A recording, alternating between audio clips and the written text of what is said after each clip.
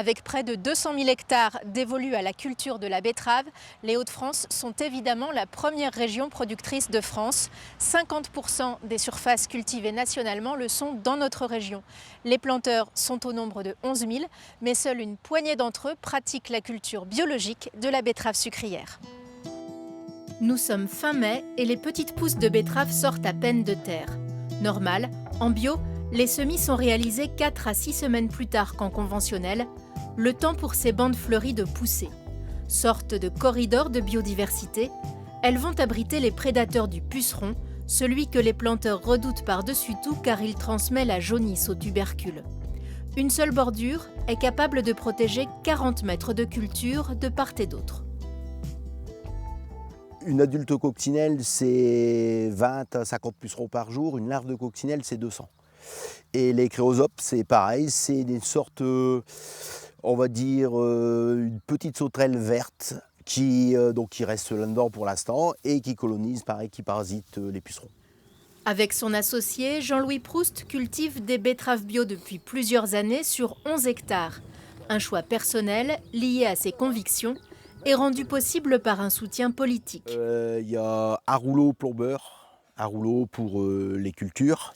La communauté d'agglomération a par exemple aidé à l'achat de machines de désherbage partagées entre plusieurs agriculteurs.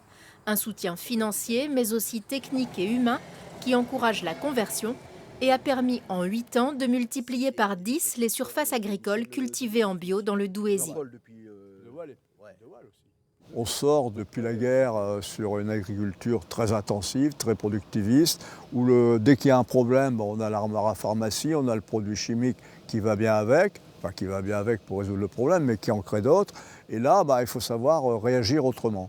Et le fait de pouvoir échanger avec ses collègues, d'avoir d'autres façons de travailler, de quelqu'un qui a un peu d'expérience, c'est également un atout extrêmement important. Et ça, nous, on aide également à ces rencontres-là.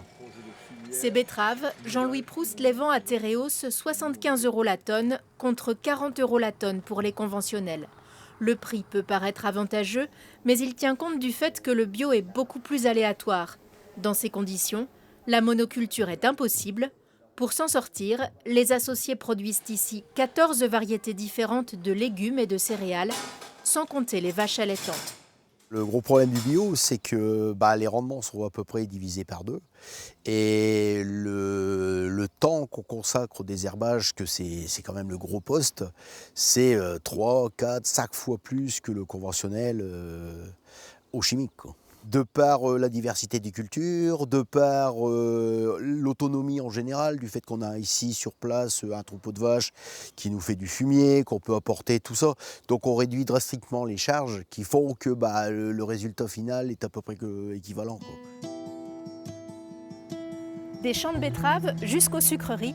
En 2017, Cristal Union a été le premier en France à produire du sucre bio, suivi en 2019 par Tereos pour répondre à la demande des consommateurs. Mais ici, dans les Hauts-de-France, un projet de micro-sucrerie bio est en train de voir le jour du côté de Cambrai.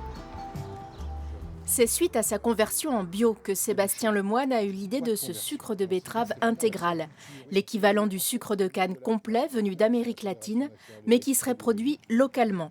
Le procédé est en cours de brevetage et plusieurs clients comme le groupe Biocoop sont déjà intéressés. On peut créer des petites filières équitables à l'échelle d'un territoire et qui est viable parce que l'unité va écraser 400 hectares de betteraves, va faire 2000 tonnes de sucre. C'est un gros groupe, peut faire ça en une journée et demie.